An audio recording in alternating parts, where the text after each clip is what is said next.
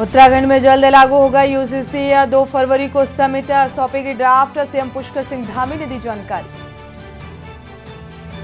उत्तराखंड की ब्यूरोक्रेसी में हलचल। नए चीफ होंगी राधा रतूड़ी। 1988 बैच की हैं आईएएस अधिकारी। पिथौरागढ़ की जनता को मिली बड़ी सौगात। हवाई सेवा का हुआ शुभारंभ। सीएम धामी कार्यक्रम में बतौर मुख्य अतिथि हुए शामिल। उत्तराखंड में एक सीट के लिए 27 फरवरी को होगा मतदान। शाम को मतगणना। निर्वाचन अधिकारी ने चुनाव कार्यक्रम किए जारी। लोकसभा चुनाव की तैयारियों को उत्तराखंड में धार देगी बीजेपी। प्रदेश स्तरीय कार्यशाला आज। शामिल हुए सीएम समेत अन्य बड़े नेता। और देहरादून में निर्वाचन आयोग ने आयोजित की कार्यशाला। प्रदेश स्तरीय मीडिया कार्यशाला का आयोजन। चुनाव के दौरान पेड न्यूज को रोकने पर जोर। आप देख रहे हैं के न्यूज, खबरों का सारथी।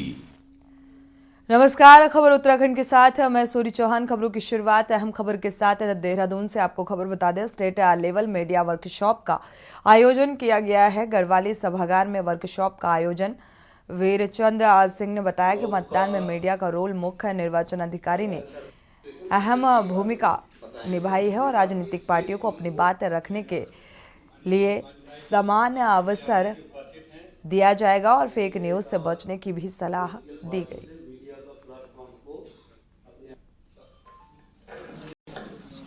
धन्यवाद। लोग का अवेयर फैसिलिटी के बारे में बताएंगे। ये सबकी स्वीट संबंध उपाध्याय जी और रवि विजानिया जी उपस्थित हैं। कैंडिडेट और पॉलिटिकल पार्टी से मीडिया का प्लेटफॉर्म को अपने धन्यवाद। लोग का अवेयर फैसिलिटी के बारे में बताएंगे। ये सबकी स्वीट संबंध वीरचंद्र सिंह ने मतदान में मीडिया का रोल अहम बताया है और पेड न्यूज से बचने की भी सलाह दी गई। राजनीतिक पार्टियों को अपनी बात रखने के लिए समान अवसर दिया जाए।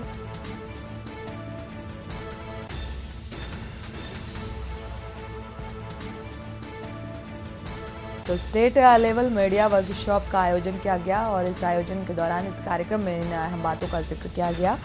गढ़वाली सभागार में वर्कशॉप का आयोजन हुआ।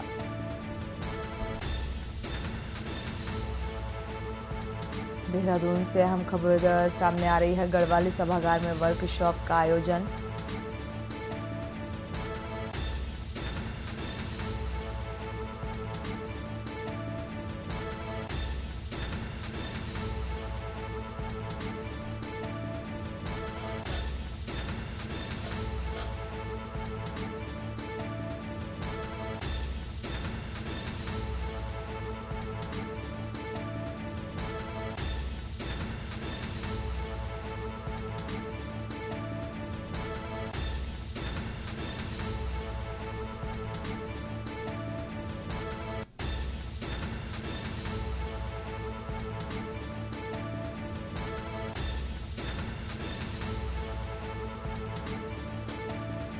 आगामी चुनाव के लिहाज से भी ये बेहद महत्वपूर्ण है। गढ़वाली सभागार में वर्कशॉप का आयोजन। वीरचंद्र सिंह ने बताया कि मतदान में मीडिया की अहम भूमिका रहती है और जो पेड न्यूज़ हैं उससे बचने की कोशिश करनी चाहिए और हर एक राजनीतिक पार्टी को बात रखने का समान अधिकार है और ये अवसर मिलना चाहिए। फेक न्यूज़ से बचने की भी सलाह दी गई। स्टेट लेवल मीडिया वर्कशॉप का आयोजन किया गया था। इस दौरान ये अहम बातों का जिक्र किया गया।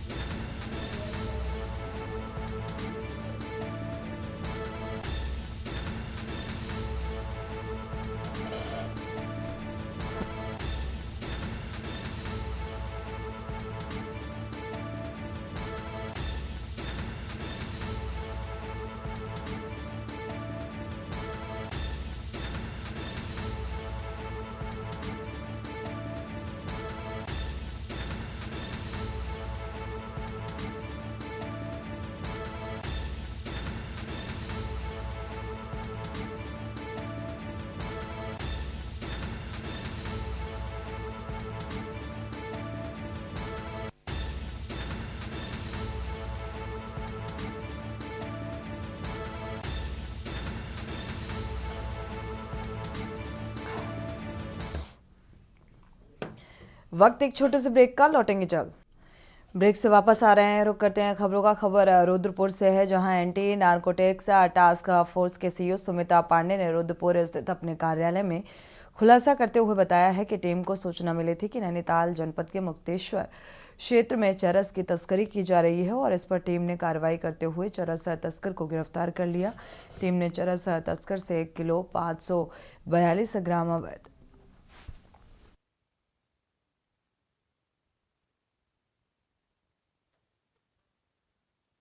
की एनटीएफ विंग ने और नैनीताल पुलिस ने एक संयुक्त कार्रवाई करते हुए एक अंतर्राज्यीय ड्रग तस्कर को थाना मुक्तेश्वर से गिरफ्तार किया।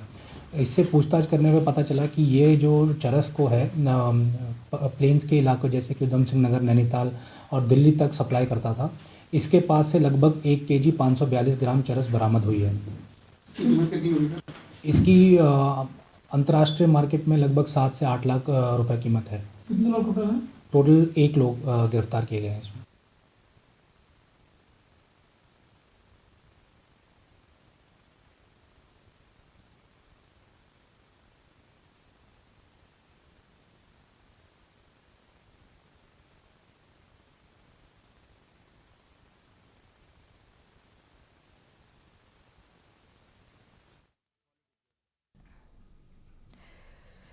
बढ़ते आगे, रुक करते हैं अगली खबर का। अगली खबर आपको बता रहे हैं उत्तराखंड से, कोटद्वार से। और कोटद्वार से ये खबर सामने आ रही है। भारतीय जनता पार्टी के गढ़वाल लोकसभा सीट के सह प्रभारी हेमंत द्विवेदी कोटद्वार दौरे पर थे।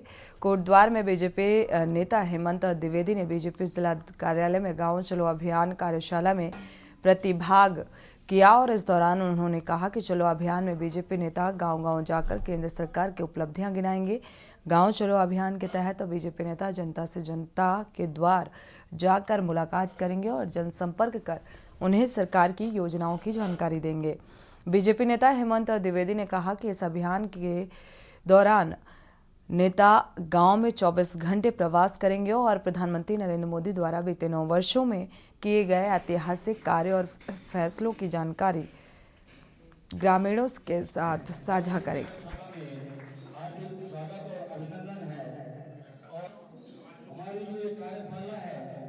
और मैं आपसे भी अनुरोध करूंगा कि आप मंच पर आकर स्थान ग्रहण करें। कुछ लेकर देश के यशस्वी प्रधानमंत्री जी गांव चलो अभियान जो पूरे देश के अंदर हो रहा है, उसी के निमित्त आज कोटद्वार जनपद में उत्तराखंड के अंदर हमारी एक कार्यशाला थी गांव चलो अभियान को लेकर।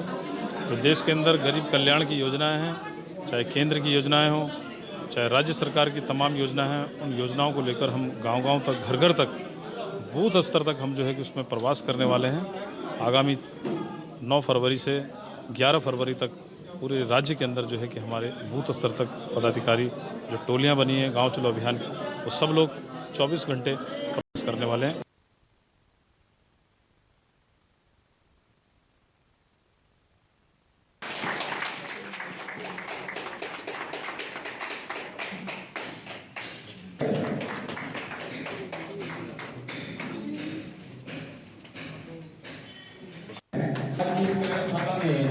हार्दिक स्वागत और अभिनंदन है और हमारी ये कार्यशाला है और मैं आपसे भी अनुरोध करूंगा कि आप मंच पर आकर स्थान ग्रहण करें।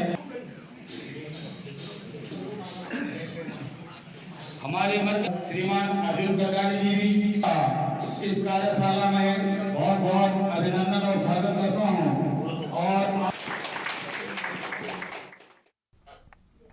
बढ़ते आगे, रुक करते हैं अगली खबर का। बागेश्वर से स्मैक जैसे नशे को खत्म करने की दिशा में बागेश्वर पुलिस अधीक्षक द्वारा व्यापक स्तर पर कार्रवाई की जा रही है और नशे के सौदागरों की धरपकड़ के क्रम में एसओजी बागेश्वर ने मुखबिर की सूचना पर 150 ग्राम के युवक को स्मैक के साथ गिरफ्तार किया। एसपी बागेश्वर का कहना है कि देश के अन्य राज्यों में रह रहे संदिग्ध आपराधिक युवा बागेश्वर जिले में नशा लाकर बेचने का काम करते हैं। अपराधियों की हिस्ट्री पूछी जा रही है कि बागेश्वर में आमतौर पर तो शांति और नशे का कोई प्रादुर्भाव नहीं है, पर जो बाहर जिस व्यक्ति को भी बाहर के प्रदेश का एक्सपोजर मिल जाता है तो उसके द्वारा ही ये एक्टिविटी की जाती है। जो अभियुक्त हमें मिला है ये ऑलरेडी आपराधिक प्रवृत्ति में मुंबई पुलिस से जेल में था और जो उसकी कोर्ट रिलेटेड एक्सपेंस है उसको कहीं ना कहीं से कवर अप करने के लिए उसने उत्तरायणी के दौरान वो अपने घर आया और उसने आते आते हल्द्वानी से एक दुकान से स्मैक खरीद के यहाँ बेचना शुरू की थी। मुखबिर की सूचना पे जो लोकल नशे में लिप्त जो व्यक्ति है, जो विक्टिम है एक्चुअली, उनसे पूछताछ करके या एसओजी का जो नेटवर्क है उनमें उनके द्वारा पता लगा कि इस व्यक्ति द्वारा। बढ़ते आगे, देहरादून में राज्य निर्वाचन आयोग ने चुनाव की तैयारियां शुरू कर दी है और इसी के तहत देहरादून के सचिवालय स्थित वीर चंद्र सिंह गढ़वाली सभागार में प्रदेश स्तरीय मीडिया कार्यशाला आयोजित हुई और इस कार्यशाला में शासन के तमाम उच्चाधिकारी मौजूद रहे। मुख्य निर्वाचन अधिकारी की अध्यक्षता में हुई इस कार्यशाला में प्रिंट, इलेक्ट्रॉनिक और सोशल मीडिया को लेकर चर्चा की गई। कार्यशाला में चुनाव के दौरान पेड न्यूज़ को रोकने के साथ ही इस पर भी चर्चा की गई और चुनाव के दौरान पास जारी करने, मतदाताओं को जागरूक करने के लिए मीडिया की भूमिका समेत कई विषयों को लेकर चर्चा की गई।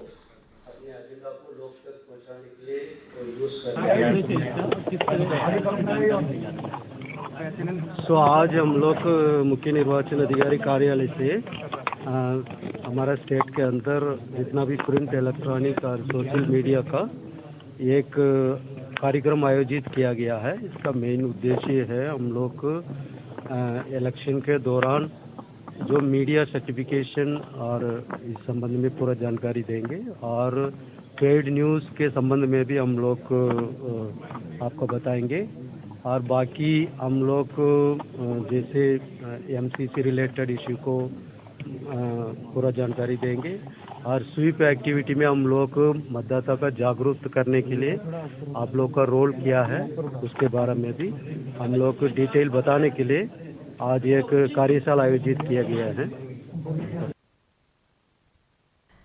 बढ़ते आगे, कांग्रेस प्रदेश मुख्यालय में युवा कांग्रेस द्वारा सदस्यता कार्यक्रम का आयोजन किया गया। युवा साथियों ने सदस्यता ग्रहण की और संगठन को आगे बढ़ाने और कांग्रेस की विचारधारा को मजबूती देने का संकल्प लिया गया। साथ ही आगामी लोकसभा चुनाव में भी कांग्रेस की तैयारी को और बेहतर करने और 5 लोकसभा सीटों के लिए कांग्रेस को मजबूत करने की बात कही गई है। पहले तो मैं आज हमारे देश के राष्ट्रपिता महात्मा गांधी जी की पुण्यतिथि है, तो आज मैं पहले उनको याद करूंगा और उनकी विचारधारा और जो उन्होंने हमें विचार दिए हैं उस विचारों पे आज का युवा जब विश्वास करता है तो बहुत ही खुशी होती है।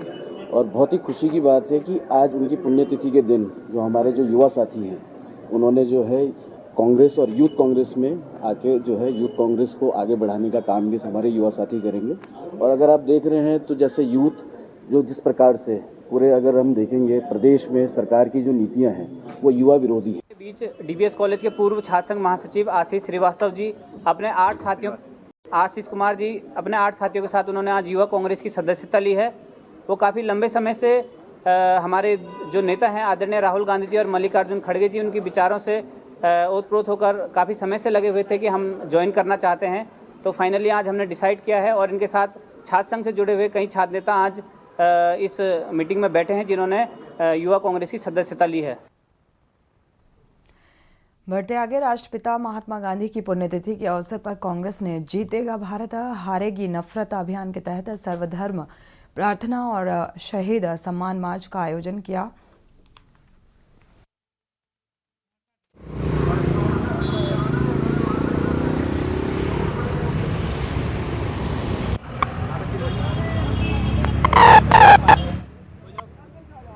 जीतेगा भारत हारेगी नफरत, राहुल गांधी जी की भारत जोड़ो न्याय यात्रा के तत्वाधान में आज राष्ट्रपिता महात्मा गांधी जी की शहादत दिवस पर यह कार्यक्रम पूरे प्रदेश में आयोजित हो रहा है।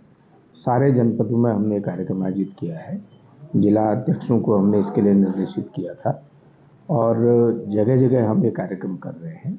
बहुत सी जगह जो हमारे महापुरुष हैं उनकी मूर्तियों पर जाकर हम उनको श्रद्धांजलि भी दे रहे हैं और महात्मा गांधी जी की जो मूर्तियां जहाँ भी हैं वहाँ पर जाकर हम इस कार्यक्रम को कर रहे हैं। मुख्य रूप से हम लोगों से अपील कर रहे हैं कि ज़रा याद करें कि हमें आज़ादी कैसे मिली, किन मूल्यों पर हमने फिर अपना संविधान बनाया, और उसे याद करते हुए समाज के बीच में ये जानकारी फैलाएं ताकि लोग जो हैं जब वोट करने जाएं तो संविधान को बचाने वाले लोगों को अपना वोट दें।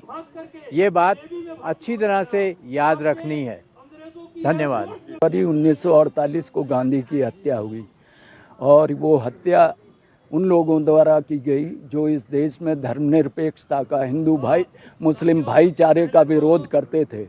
आज सत्ता पर लोग जो काबिज हैं वो गोडसे को ज़्यादा याद करते हैं, गांधी की विरासत को भूलने की कोशिश करते हैं। लेकिन जनमानस में इतना गहरा धंसे हुए हैं गांधी और उसके पूरा जीवन। उन्होंने आचरण द्वारा एक देश जो गुलामी के दौर से गुजर रहा था, तमाम जनता को, गरीब जनता को, मजदूरों, किसानों, बेरोजगारों, सबको इकट्ठा किया और ब्रिटिश साम्राज्यवाद को हराया। इसी के साथ खबर उत्तराखंड में फिलहाल बस इतना ही। आगे देखिए खबरों के लिए के न्यूज़ इंडिया।